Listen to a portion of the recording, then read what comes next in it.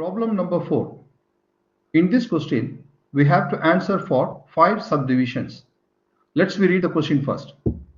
The angular position of a point on a rotating wheel is given by theta equal to 2 plus 4t square plus 2t cube, where theta is in radians and t is in seconds.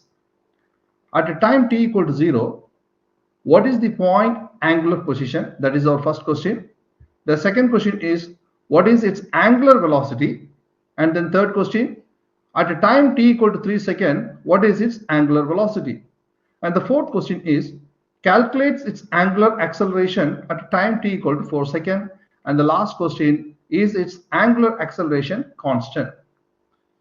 So here we have to answer the question one by one. First of all, let's write the given first. What is given here? The angular position of the point on the rotating wheel is given as theta equal to 2 plus 4t square plus 2t cube. Now, in the first part of the question, we have to find at a time t equal to 0, what is its angular position? It's very easy. So for the first question, we have to substitute t equal to 0 in the given equation. So once you substitute t equal to 0 here, we will get the angular position of the point on the rotating wheel. So let's substitute the value here. So theta at a time t equal to 0, which is equal to 2 plus 4t square. So in place of t square, we have to substitute 0. So I am going to substitute here 0. So 0 square plus 2 multiplied by 0 cube. So here this part and this part get 0. So finally we will get the angular position value at a time t equal to 0, which is equal to 2, and the unit for this theta is radian. So this is the answer for the first question. And for the second question, we have to find the angular velocity, and once we find the angular velocity, and then we have to substitute the value of t equal to 0 in that equation. So for getting the angular velocity, what we have to do, we have to differentiate this equation one time. So let's differentiate that equation. So for the part B, we are going to find the value of angular velocity, which is omega. So what's the rule for omega? Which is d theta over dt. So first what I'm going to do, I'm going to differentiate this equation. So here d of the theta is 2 plus 4t square plus 2t cube. And I'm going to differentiate this equation with respect to time. So if you differentiate, what you will get, differentiating the constant will be 0. So for the first number, we'll get the 0. And if you differentiate this, you have to use the x power n rule. What is our x power n rule? X power n, which is equal to n x power n minus 1. So we have to apply this rule for the power of t. So if you apply this rule here, what you will get, we will get the power is nothing but here n. So what we have to do, 4 I have to write as it is, and then power 2 multiplied by t power 2 minus 1. Likewise, I have to apply the same rule for the third term.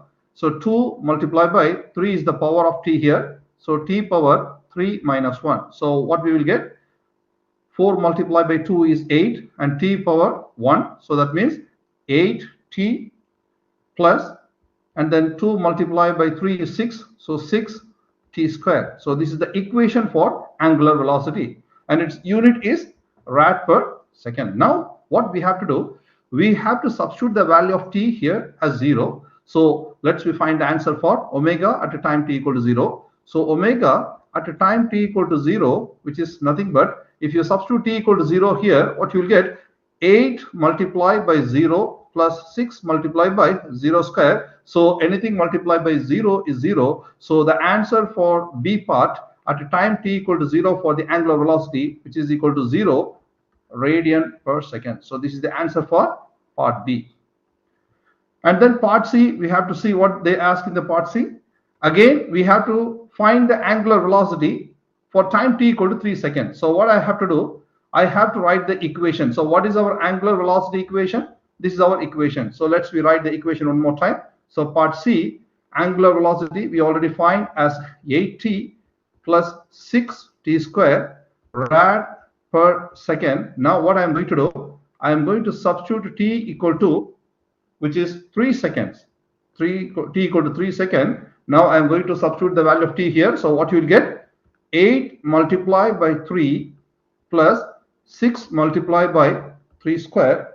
So here 8 multiplied by 3 is 24, and then 6 multiplied by 9, so 24 plus 6 multiplied by 9, what we will get, which is 54, right? 54. And what's the answer here?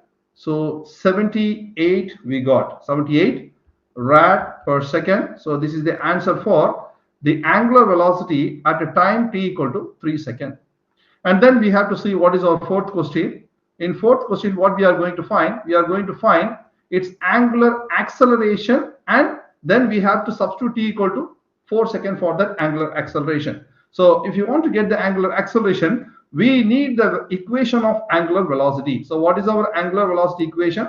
Our angular velocity equation, part D, right? So our angular acceleration, angular velocity equation is 8t plus 6t square. This is the equation for angular velocity.